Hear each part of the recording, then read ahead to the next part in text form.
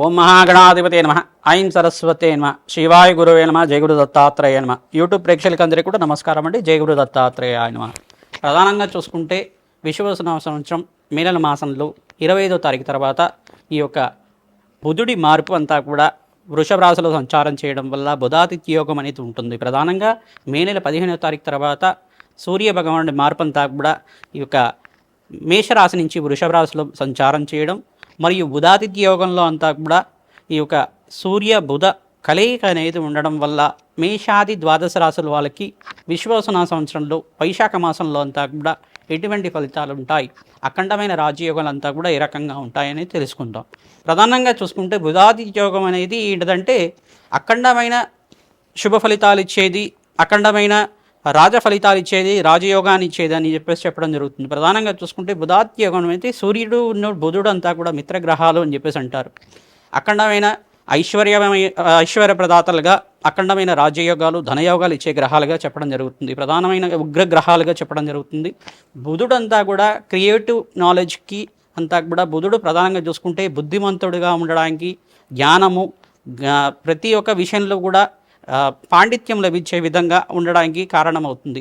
ప్రధానంగా బుధుడంతా కూడా అందరికీ శ్రేయోదాయకంగా ఉండడానికి, వ్యాపారంలో అభివృద్ధి కలగడానికి కారకుడుగా ఉంటాడు. వ్యాపారంలో అభివృద్ధి కలగడానికి కానీ, వ్యాపారంలో లావాదేవీలు కలగడానికి కానీ, వ్యాపారంలో అఖండమైన కీర్తి గడించడానికి కానీ బుధుడు కారణంగా ఉంటాడు. ప్రధానంగా ప్రతి విషయంలో కూడా బుధుడు అనేది ఫైనాన్షియల్ సంబంధించిన గ్రహంగా చెప్పడం జరుగుతుంది.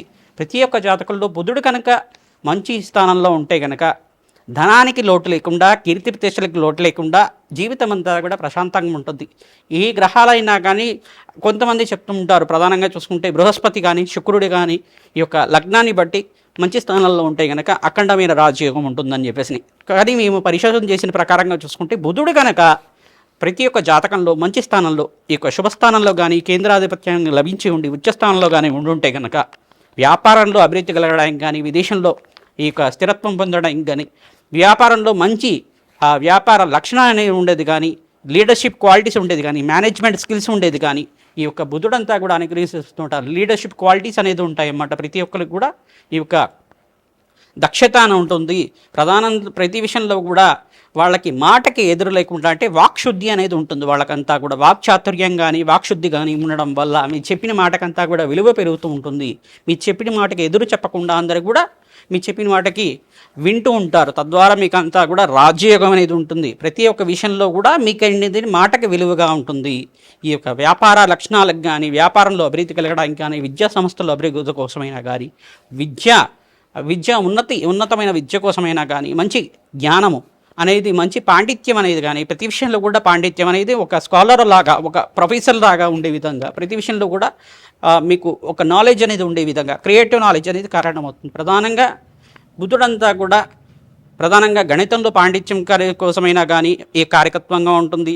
మరియు ఈ యొక్క బుధుడంతా కూడా ఇచ్చేది ఏంటిదంటే సౌమ్యగ్రహం, మంచి అందమైన రూపము, అందమైన శరీర ఆరోగ్యము, శరీర పుష్టి ఆరోగ్యము, తేజవంతమైన ఆకారము, శరీరం అంతా కూడా ప్రధానంగా చూసుకుంటే మీకు పుష్టి అనేది ఉంటుంది, బలపుష్టి అనేది ఉంటుంది.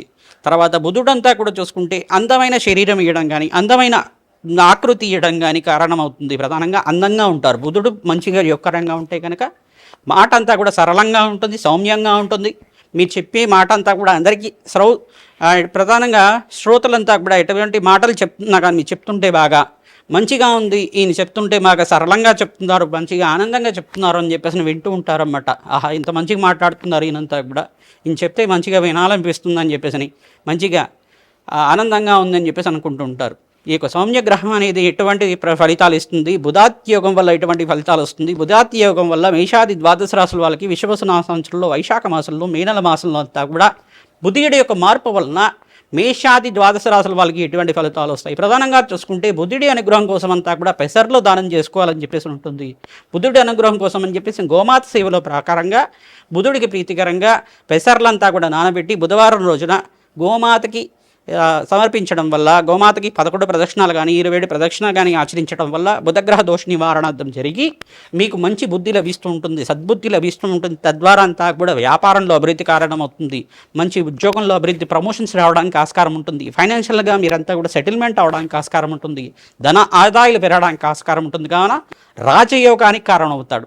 ప్రధానంగా సూర్య భగవానుడికి కూడా ఈ యొక్క వృషభ రాశిలో సంచారం చేయడం అనేది బుధాత్యోగంలో ఉండడం వల్ల విపరీత రాజయోగానికి కారణమవుతుంది. ఇటువంటి ఫలితాలంతా కూడా ఏ పరిహారం చేసుకుంటే యోగకరంగా ఉంటుందో తెలుసుకుందాం. తులారాశి వాళ్ళకి బుధుడి యొక్క మార్పు అంతా కూడా విశ్వవసన సంవత్సరం వైశాఖ మాసంలో సంభవిస్తుంది. కావున మే నెల మాసంలో 25వ తారీఖు లోపల ఈ యొక్క రవి బుధులు కలియికంతా కూడా వృషభ రాశిలో సంచారం చేయడం ఎటువంటి ఫలితాలు వస్తాయని తెలుసుకుందాం. ప్రధానంగా తులారాశి వాళ్ళు ఈ యొక్క శుక్రుడికి ప్రీతికరంగా బొబ్బర్లు దానం చేసుకోవడం శ్రేయస్కరంగా ఉంటుంది, ధనాదాయం పెరగడానికి ఆస్కారం ఉంటుంది. కావున మీరంతా కూడా శుక్ర ఆరాధన చేయండి. నవగ్రహ దేవాలయంలో శుక్రుడికి ప్రీతికరంగా ఆవనేత దీపారాధన చేయడం నవగ్రహ దేవాలయంలో శ్రేష్టంగా ఉంటుంది. స్వామివారికి అంతా కూడా ప్రీతికరంగా మామిడి పళ్ళంతా కూడా దానం చేయడం వల్ల ఈ యొక్క శుక్రగ్రహ దోష నివారణ జరగడానికి ఆస్కారం ఉంటుంది. కావున ప్రతినిత్యం కూడా మీరు విష్ణు సహస్రనామ పట్నం వినడం కానీ చదవడం కానీ చేయడం వల్ల సకల గ్రహ దోషాన్ని బయటపడడానికి ఆస్కారం ఉంటుంది. ఎవరైతే మహాలక్ష్మీదేవి యొక్క ఆవిర్భావ చరిత్రని వింటూ ఉంటారో, మహాలక్ష్మీదేవి యొక్క చరిత్ర అంతా కూడా వినడం వల్ల ధనాదాయం పెరగడానికి ఆస్కారం ఉంటుంది. సమయానికి మీకు డబ్బులు అందడానికి, అప్పుల బాధల నుంచి బయటపడడానికి, ఆర్థిక ఇబ్బంది నుంచి బయటపడడానికి, కష్టాలు నష్టాలు అన్నీ కూడా బయటపడడానికి, దుఃఖము ఆర్థిక దుఃఖాలంతా కూడా బయటపడడానికి ఆస్కారం ఉంటుంది. తులారాశి వాళ్ళు ప్రధానంగా చూసుకుంటే కూష్మాండ దానాన్ని దానం చేసుకోవడం వల్ల జన్మజాతకంలో బుధుడి యొక్క దోషం నుంచి బయటపడడానికి ఆస్కారం ఉంటుంది. రవి యొక్క ప్రీతికరంగా సూర్య భగవానుడికి ప్రీతికరంగా మీరంతా కూడా సూర్యాయ నమః, అర్కాయ నమః, మిత్రాయ నమః, భానవయ నమః, పూషాయ నమః, ప్రచండ తేజస్సే నమః, సర్వలోక పితామహాయ నమః, ఆరోగ్యకర్తే నమః, ప్రత్యక్ష మహేశ్వరాయ నమః ఇటువంటి నామాలతో అంతా కూడా ప్రతినిత్యం కూడా ఓం మిత్రాయ నమః నామాన్ని జపం చేసుకోవడం వల్ల సూర్య భగవానుడి అనుగ్రహం లభిస్తుంది. పెసర్లంతా కూడా నానబెట్టి గోమాతకి సమర్పించడం వల్ల జన్మజాతకంలో బుధుడు నీచస్థానంలో ఉంటే కనుక గోచారరీత్యా కూడా బుధుడి అనుగ్రహం కోసం ఈ పెసర్లు దానం చేసుకోవడం వల్ల, గోమాతకంతా కూడా పెసర్లను నానబెట్టి సమర్పించడం వల్ల జన్మజాతకంలో గోచారరీత్యా కూడా బుధుడి అనుగ్రహం వల్ల వ్యాపారం అంతా కూడా అభివృద్ధి కలుగుతుంది, విద్య ఐశ్వర్యం లభించడానికి ఆస్కారం ఉంటుంది. విదేశంలో స్థిరత్వం కోసం ప్రయత్నం చేసుకోవచ్చు. అఖండమైన రాజయోగానికి యోగకరంగా ఉంటుంది. కావున ఈ పరిష్కారం అందరికీ కూడా చెప్తున్నాం. ఎవరైతే కనుక ఈ యొక్క తులారాశి వారు ప్రధానంగా శనీశ్వర దోష నివారణార్థం మీరంతా కూడా తైలాభిషేకం చేసుకోవడం, తిలలని దానం చేసుకోవడం వల్ల, ఈ యొక్క రావి చెట్టుకంతా కూడా ప్రశిక్షణాలు ఆశ్రయించుకోవడం వల్ల, జమ్మి చెట్టుకంతా కూడా ఆవునేతో దీపారాధన చేయడం వల్ల కూడా, ఇప్పనతో కానీ జమ్మి చెట్టు దగ్గర దీపారాధన చేస్తూ ఉంటారో మీరంతా కూడా జాతకరీత్యా శనీశ్వర దోష నివారణ జరిగి ఐశ్వర్య ప్రాప్తి, అఖండమైన రాజయోగం లభించడానికి ఆస్కారం ఉంటుంది, ధనాదాయం లభించడానికి ఆస్కారం ఉంటుంది. కావున ఈ పరిష్కారం అంతా కూడా చెప్తున్నాం. ఎవరైతే గోమాత యొక్క చరిత్రని వినడం కానీ చేయడం వల్ల, తద్వారా గోమాత చరిత్ర అంతా వినడం వల్ల కూడా మీకు ధనాదాయం పెరగడానికి ఆస్కారం ఉంటుంది. పిప్పలాద ఋషి యొక్క చరిత్రను వినండి. తద్వారా మీకు అంతా కూడా జన్మజాతకంలో సకల గ్రహదోషాల నుంచి బయటపడడానికి ఆస్కారం ఉంటుంది. ఈ యొక్క ప్రతినిత్యం కూడా హనుమత్ దేవాలయంలో మీరు అరటి పిలకని నాటడానికి ప్రయత్నం చేయండి. అరటి పిలక ఎవరైతే నాటుతూ ఉంటారో జమ్మి మొక్కనైనా నాటడం వల్ల కూడా జన్మజాతకంలో ఉండే బుధగ్రహ దోష నివారణ జరిగి వ్యాపారంలో అకాల కష్టాల నుంచి బయటపడడానికి, వ్యాపారంలో అకాల ఈ యొక్క నష్టాల నుంచి బయటపడడానికి కూడా ఆస్కారం ఉంటుంది. అనుకోకుండా మీకు నష్టాలు జరిగి ఉండొచ్చు. నష్టాల నుంచి బయటపడడానికి ఈ యొక్క జమ్మి చెట్టు కానీ అరటి పిలక కానీ నాటడం వల్ల దాన్ని పెంచి పోషించండి. తద్వారా దేవాలయంలో అంతా కూడా ఎప్పుడైతే పూజకు దాన్ని వాడుతుంటారో తద్వారా ఫలాలు లభిస్తూ ఉంటాయి. మీకంతా కూడా ఆర్థిక ఇబ్బంది నుంచి బయటపడడానికి ఆస్కారం ఉంటుంది. కావున ఈ పరిష్కారం అందరికీ చెప్తున్నాం. పక్షులకంతా కూడా జలాన్ని సమర్పించండి, గోమాత సేవ చేయండి. తద్వారా అఖండ రాజ్యయోగానికి యోగకరంగా ఉంటుంది. తద్వారా ఆనందమైన జీవితం జీవించడానికి ఆస్కారం ఉంటుంది. కావున పరిష్కారం అందరికీ కూడా చెప్తున్నాం. మేము చెప్పే జాతకం అంతా కూడా జ్యోతిష ప్రామాణికంగా ఉంటాయి. కావున జన్మ జాతకమే ప్రధానంగా ఉంటుంది. జాతకరీత్యా ఎటువంటి దోషాలున్నాయి దానికి పరిష్కారం అంతా కూడా తెలుసుకోవడానికి మమ్మల్ని సమర్పించి జన్మజాతకంలో ఉండే సకల గ్రహదోషాల నుంచి బయటపడడానికి ప్రయత్నం చేయండి.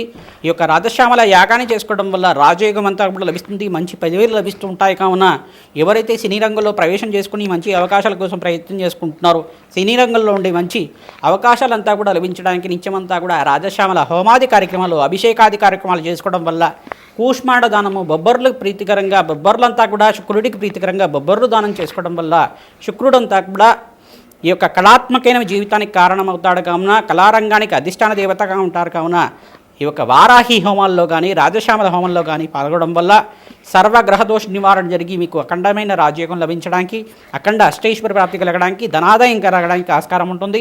మేము చేసే యజ్ఞాధిక రుతుల్లో పాల్గొండి మంచి అష్టైశ్వర ప్రాప్తి కలగడానికి ఆస్కారం ఉంటుంది కావున అందరికీ పరిష్కారం చెప్పడం జరుగుతుంది. జయ గురు దత్తాత్రేయ.